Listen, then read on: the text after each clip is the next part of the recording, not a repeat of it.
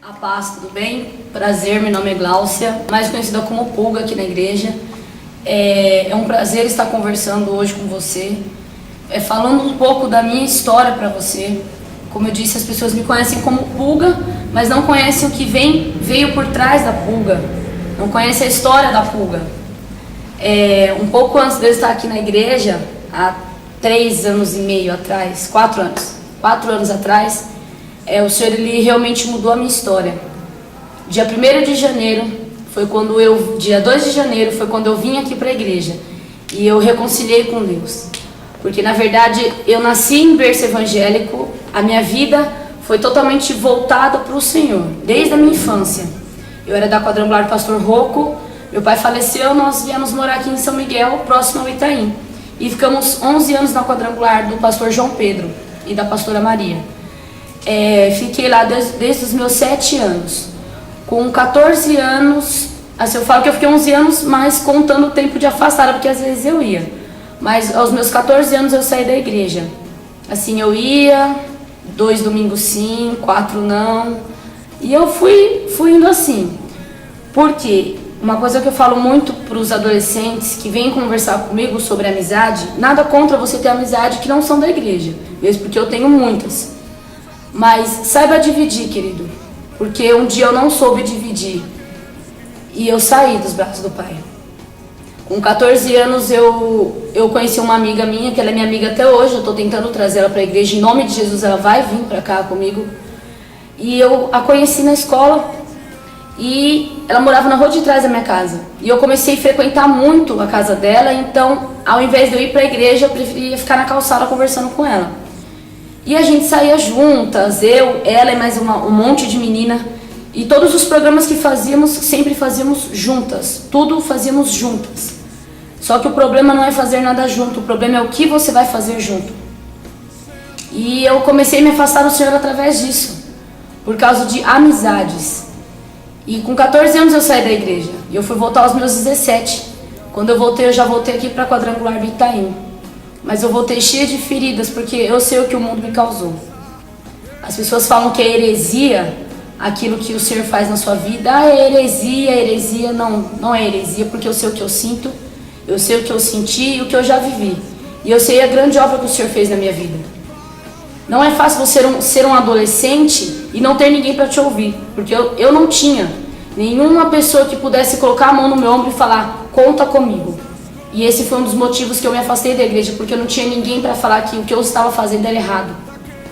E quando eu saí da igreja, eu fiquei um tempo afastada e eu comecei a andar com quem não deveria andar e comecei a fazer certas coisas que eu não deveria fazer. Eu comecei a mentir para minha mãe, enganar a minha mãe. Eu sei que eu magoei muito a minha mãe com as coisas que eu já fiz, mas eu sei que ela já me perdoou. Assim como o Senhor me perdoou e me trouxe de volta. Eu me afastei da igreja por conta de amigos que diziam ser os meus amigos, mas que na verdade quando eu estava no fundo do poço não tinha ninguém do meu lado. Eu saí da igreja e eu voltei porque a Jerusa me trouxe para a igreja. A Jerusa, a irmã da pastora. A minha mãe, acho que aquilo foi o cúmulo que ela viu na semana do Natal. Eu estava dançando funk na sala com a minha prima. E a minha mãe entrou e ela viu. Aí ela olhou assim e ela sabia onde a Jerusa morava por conta do anel que eu tinha pedido, o anel do compromisso. Eu não tinha passado pelo encontro, mas eu passei pelo encontro de solteiros. E a minha mãe falou assim, me leva na Jerusa que eu preciso falar com ela. E eu levei ela na Jerusa. E ela falou com a Jerusa, pediu para a Jerusa me trazer para a igreja, a Jerusa me trouxe para a igreja.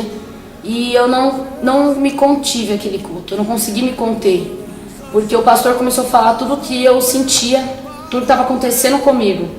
E eu não consegui me segurar e eu levantei minhas 2 mãos e falei, Senhor, me aceita de volta. E assim como o filho pródigo retorna à casa do Pai, eu voltei para a casa de Deus. Só que não foi só por isso. Muitas coisas aconteceram comigo. Muitas coisas que infelizmente não tem como eu passar para vocês.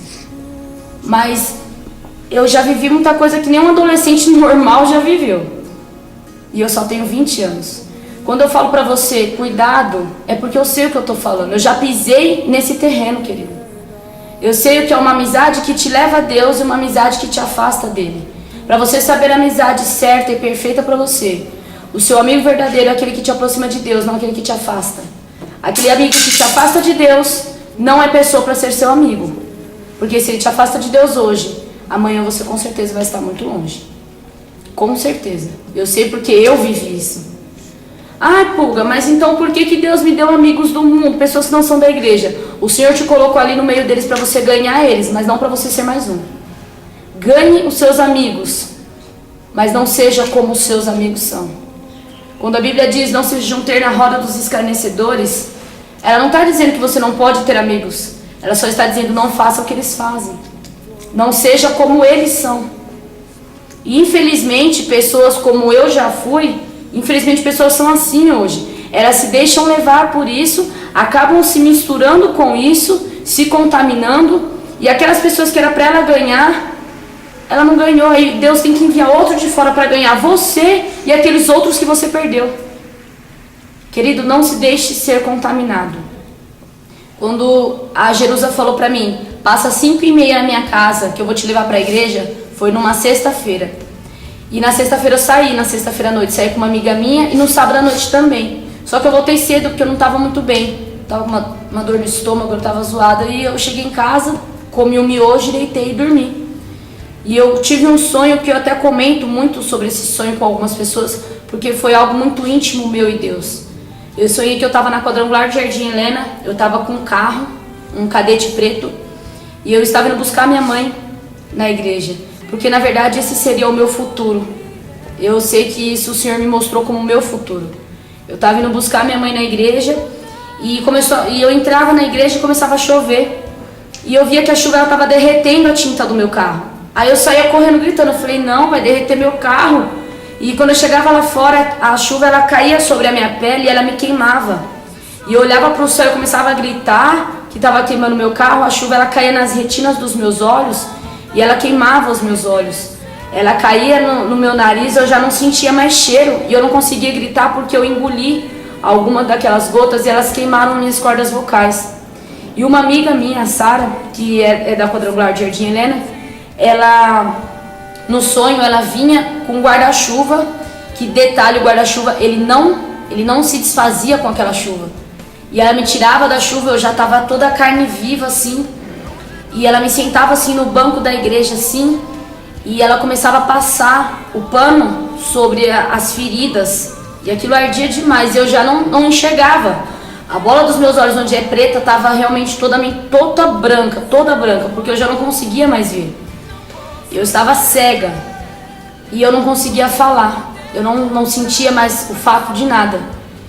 E no sonho a pastora Maria falava para Sara, pega um copo d'água. E ela pegava um copo d'água, levava até a pastora Maria, ela passava aquela água nas mãos e me dava aquela água, eu tomava, a minha voz ela voltava. E ela passava, aquela água que ela passou nas mãos, ela passava sobre o meu nariz e nos meus olhos. E eu voltava a enxergar.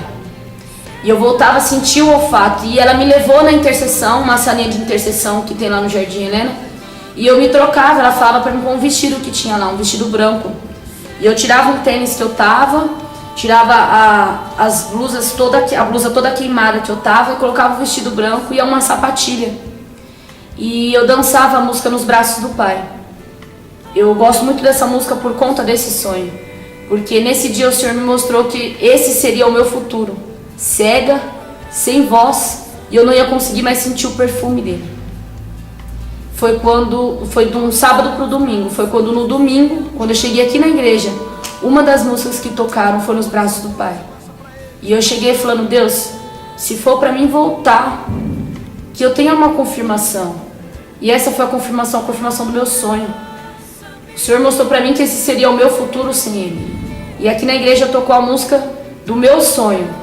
O Senhor me chamou para dançar de novo com Ele. Ele trocou as minhas vestes, colocou sandálias novas nos meus pés, colocou um anel no meu dedo me chamando de filha, de princesa, e me colocou para dançar com Ele novamente.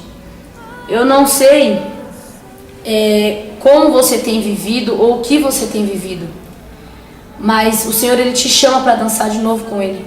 Ele quer calçar os seus pés, Ele quer pôr vestes novas sobre você, e que Ele quer pôr um anel no seu dedo porque você é filho. Você já não é mais criatura, você hoje é chamado de filho do rei. Você é filho de Deus, filho. Assim como o Senhor fez, escreveu e me faz viver todos os dias uma nova história, Ele escreveu uma nova história para você, Ele te faz viver essa nova história. Só que para você viver isso, você tem que querer. Você tem que deixar certos costumes de lado para você viver aquilo que Ele quer que você viva. Não tem como você viver com Deus e viver do jeito que você vive. Você tem que viver com Deus, certo ou sem Deus. Não existe meio termo. É sim, sim, não, não. E o Senhor te chama para viver esse sim com Ele, porque Ele te ama. Assim como Ele escreveu essa nova história para mim, Ele quer escrever uma nova história para você. E no sonho, eu lembro que quando eu acordava, a minha mãe, ela falou assim para mim: o que você sonhou essa noite? Eu fiquei assim, nada. Ela: não, você sonhou alguma coisa. Aí eu contava o sonho para ela. Aí eu falei: por quê? Ela falou: não, porque você se debateu a noite inteira. E naquela hora, mesmo longe, Deus me fez ver que no mundo espiritual tinha uma grande batalha sobre a minha vida. Você é tão precioso que há uma guerra sobre a sua vida. O Senhor luta por você a todo instante, porque Ele te ama. O Senhor, Ele quer mudar a sua vida. Aqui na igreja nós temos líderes e pessoas que não são líderes, mas que acreditam em você e que sabem que você pode sim viver essa nova história de Deus e ganhar esses seus amigos que podem um dia querer te afastar dele. Porque o Senhor te chamou para escrever uma nova história para as outras pessoas também. O Senhor te chamou para ser árvore de bons frutos. Seja uma árvore de bons frutos, querido. O Senhor te chamou para isso. O Senhor escreveu uma nova história para mim. Ele quer escrever uma nova história para você. Existem líderes aqui na igreja que te amam, que acreditam em você, assim como eles me amam e acreditam em mim. Eu nunca achei que eu ia entrar num lugar e as pessoas iam me amar tanto. Nunca. Mas aqui as pessoas me amam muito e acreditam em mim. Você tem pastores que acreditam em você, que investem em você, porque eles te amam. Faça aquilo que o Senhor quer que você faça. Não faça aquilo que você acha que é bom para você, porque o que o Senhor tem para você é melhor ainda. Bom, querido, e o Senhor, Ele tem te chamado todos os dias à intimidade. Porque quando você é íntimo, você tem unção. E quando você tem unção, as pessoas veem o Espírito Santo de Deus em você. Elas veem o próprio Cristo em você. Semana passada, eu vinha vindo de serviço com uma amiga minha. E nós estávamos conversando e ela falou assim pra mim. A filha dela tem 8 anos, a Gabi. E ela falou assim: quando a minha filha crescer, eu quero que ela seja como você. Aí eu levei até um susto, porque uma mãe normal quer que a filha seja como ela. Aí eu falei assim: como eu? Ela falou assim: eu tô tentando levar minha filha pra igreja. A filha dela só tem 8 anos. Ela falou assim: eu tô tentando levar minha filha pra igreja, mas eu não tô conseguindo. Mas eu sei que quando minha filha firmar na igreja, ela vai ser como você. Porque a gente olha pra você, a gente vê o brilho do Espírito Santo em você. Aí eu fiquei assim, eu fiquei até sem graça, né? Eu falei: amém. Isso é ser um referencial. Isso é quando as pessoas olham e falam: eu quero que fulano seja como você. O Senhor, Ele escreveu uma história para você de referência. Você vai ser sim um adolescente, um jovem referencial. Você vai ser um adolescente, um jovem que vai sentar onde eu estou sentado, ou até em lugares mais altos, porque o Senhor tem lugares altos para te colocar. Vai falar: olha o que Deus fez comigo. Porque olha o que Ele fez comigo, queridos. Você vai sentar em lugares e vai falar: Deus, Ele fez isso, isso, isso comigo. Ele mudou a minha vida, eu vivi assim, assim, assado. Hoje eu já não vivo mais. Hoje as pessoas olham pra mim e falam: ai, a pulga, nossa, a pulga é da hora. As pessoas acham que eu não tenho problema. Mas eu tenho, e graças a Deus eu tenho problema. Porque só não tem problema quem está morto. E na sepultura a Bíblia diz que já não se pode mais louvar. Graças a Deus eu tenho problemas. Hoje as pessoas me olham e vem com um tênis mais ou menos, o cabelo feito, a unha feita, uma roupinha mais ou menos, mas ninguém sabe o que eu já vivi. Eu sei o que é ir na feira e falar pro moço: moço, eu posso pegar esses restos de alface aqui do chão, por favor? Ah, pra quem que é? Pro meu coelho. E o coelho é você. Eu comi aquilo. Um dia eu fui na feira, eu nunca vou esquecer esse dia. E eu falei assim pro moço: moço, posso pegar essas laranjas que tá aqui no chão? E ele falou assim pra mim: não pega do chão não, filha. Nem cachorro tá comendo isso. E ele me deu um saco. Ele falou assim: pode pegar essas laranjas da banca mesmo. Eu falei: não, moço, não pode ser do chão, não tem problema não. Ele falou: não, você vai pegar da banca. E eu peguei a meia dúzia, aí eu mostrei pra ele e falou, não, pode pegar uma dúzia. E eu peguei. Hoje eu posso ir na feira e falar, moço, eu quero 10 dúzias de laranja porque o Senhor me deu condições para isso.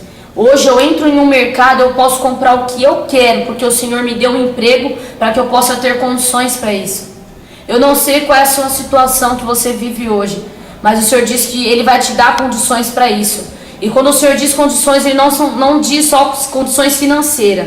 O Senhor, Ele diz condições espiritual, condições físicas. E assim como o Senhor mudou a minha vida, hoje Ele quer mudar a sua vida. Ele escreveu uma nova história para você.